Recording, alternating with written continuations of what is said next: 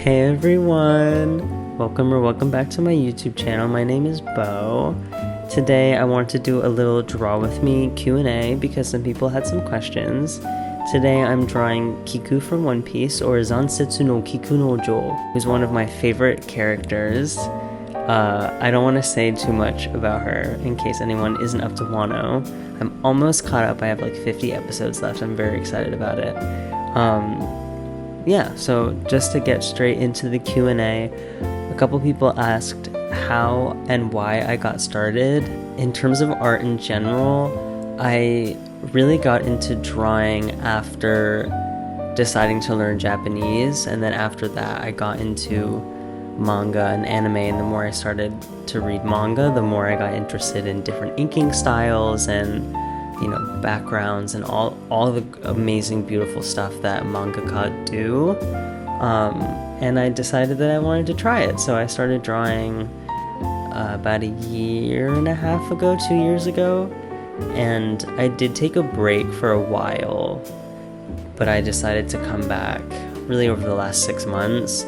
So in terms of my business, I actually started with the idea that I would be selling cross-stitch patterns because I also like to cross-stitch, and I ended up wanting to make stickers, and I figured I could really run with this whole retro anime style kind of thing, and I also started to explore landscape painting digitally and now urban sketching.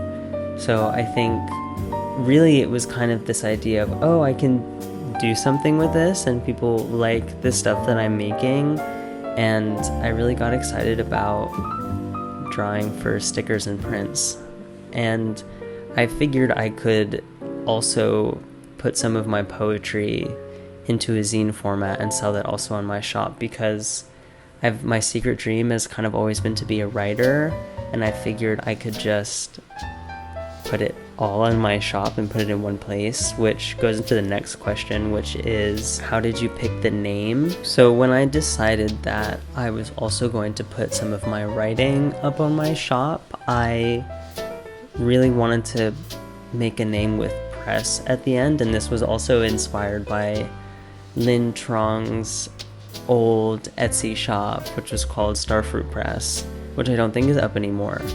And I really liked that name, and I wanted to think of something that was kind of like Japanese inspired, that also didn't do any sort of like cultural appropriation or have any pronunciation issues that people wouldn't be able to pronounce.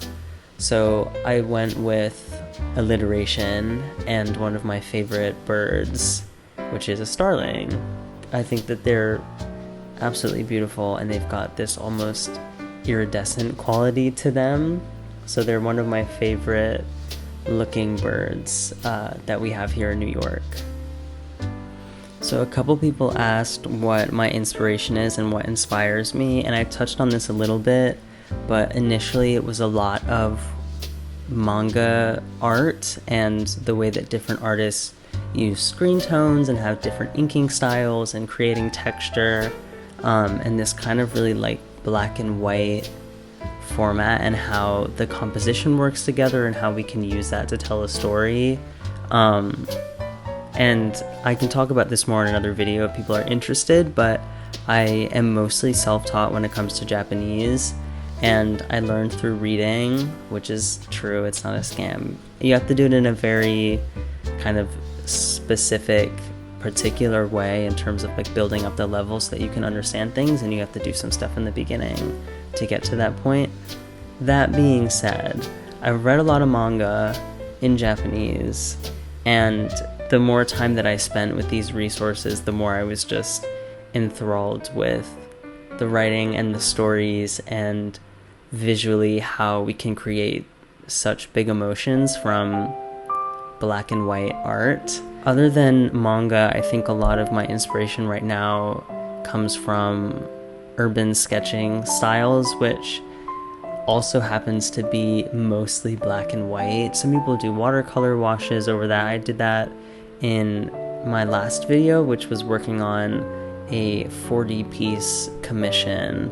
If you haven't seen that video, I recommend you go check it out, because that was my first step into urban sketching, and I've been really running with that recently. If you've seen my Instagram or my TikTok, which are also linked below if anyone's curious. But really manga and drawing in this kind of urban sketching style, and it's interesting because I've kind of come back to this black and white art style, and I think it's interesting that I'm kind of coming full circle, because one of the things I wanted to do when I started drawing was to make my own manga, and I probably will. I've made a couple manga shorts, and I do want to make a little manga zine.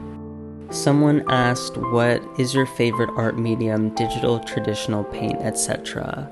I have been mostly a digital artist for the last 2 years, and I think part of that is because I am still kind of new to drawing, so being able to adjust things and undo lines and copy and paste eyes is really helpful.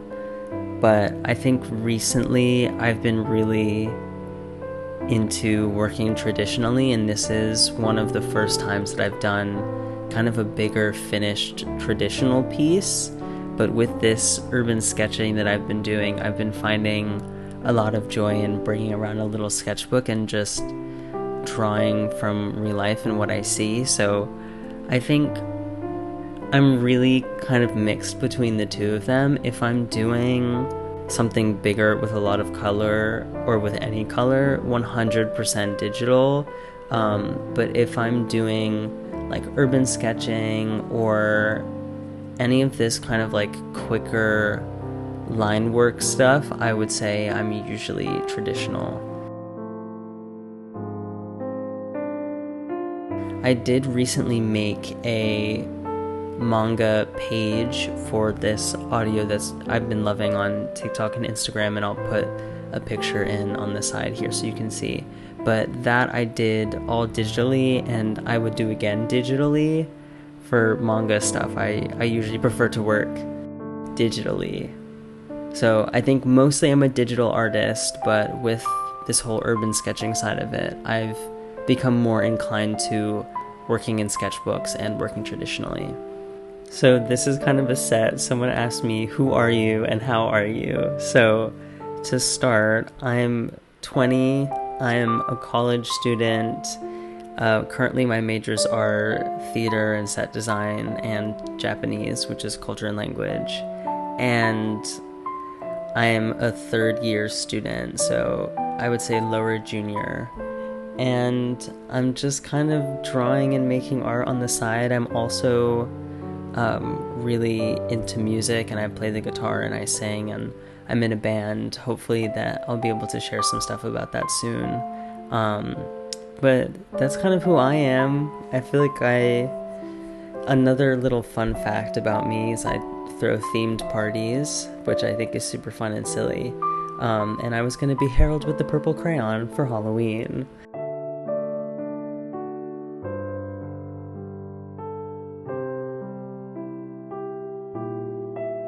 How am I? I'm doing good. I'm a college student and we just passed midterms, so kind of recovering a little bit from that. But yeah, thank you for asking. Someone asked how to overcome art block. I think that as someone who spent, I would probably say around 6 months to a year having art block and not drawing at all, that I might not be the most qualified person to answer this question, but seeing as I did come out of it, I think for me, part of it is exploring other styles of art. So I was like, I want to try landscape painting. So I just opened Procreate on my iPad and was like, I'm going to try it, and watched some videos on how to do it. And I think exploring other styles really gives you an opportunity to create in a way that is very new, and you have, I would say, lower expectations for yourself, or you don't have as many on how you will perform when you do certain things. Trying new tools also helps. Like, this is my first time using Copic markers. I have 3 now, and this is my first time using them in like a finished artwork. Other than trying new materials, tools, and styles, I think getting more exposure to things that inspire you. So in my case, like going back and reading more manga, watching, finding shows and anime specifically in like retro styles that appeal to me and inspire me is also really important. I think a lot of times we get kind of caught in our routines and it can get a little bit boring and stale, and we just kind of are not as excited about it anymore. So once you kind of get out of that and start experiencing more things, I think more often than not, inspiration, or at least the urge to create, will come along. And I think even if you're not feeling super excited or super motivated to do something bigger or a more finished piece, I think allowing yourself to create bad art or art that you don't like is also really important. That is not to say that you have to draw every time you don't feel like it. I don't draw every day. I usually don't draw every day. I don't always do super well if I try to force myself to do something every day, but I find that if I draw when I want to draw and when I have something I want to create, it feels more like a sacred practice, or it's something that I want to do a lot more than if I were to force myself to do it. So the last question that I have here is, what are some of your goals and what are your favorite products on your shop? For sure, some of my goals are to get my writing into more people's hands. Both of those zines that I've released, Take Me Anywhere and Homecoming, are passion projects of mine, and they're both really raw and honest, and I've been really grateful to have people respond with really nice things to say about both of them, and mostly to say that they relate. And I think that that's something I'm always really grateful for. And for Homecoming, I actually went around and asked some of my friends and people in my life, what does home feel like for you? What does it look like? And I'm really glad that I got to honor those experiences and merge my understanding of home with other people's understandings of home, and learn more about myself and the concept of home in the process. So definitely to get my writing into more people's hands, and also just to show people how beautiful art can be, even if it is just black and white. So things like manga, things like urban sketching, and I would say probably one of my more overarching goals is to show that you can teach yourself how to draw. It's not always easy, but I think it's important to try different styles, see what you like, see what you don't, figure out if drawing is something that you like to do, figure out if painting is something that you like to do, and finding ways to just experience that. My favorite products, I'm going to try to be quick because I'm running out of time. My favorite products are my Polaroid sticker set, my stamp stickers. In terms of prints, probably my fall rooftop scene and my fall shrine prints. And then of course both of my zines I love very dearly. So if you're interested, I suggest you check them out. If you want to just see some of my writing, I put a poem in my bi-weekly newsletter. If you want to sign up, there's a link in the description. And I'm also trying to post more of my writing on Instagram as well, so feel free to check it out there.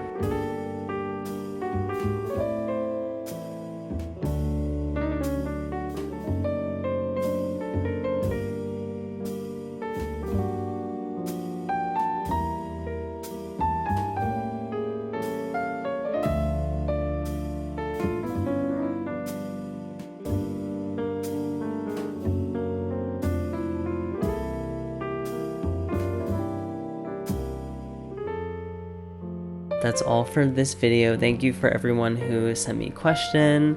Let me know in the comments if you have any more, or there's anything else that you want to know about me. Thank you for watching this video. Be sure to check out my social medias and my newsletter if you're interested in more of what I'm up to and my music taste and stuff like that. And I am going to be posting more of these Draw With Me's in the future and studio vlogs, so subscribe if you want to see more. And I'll see you in the next video.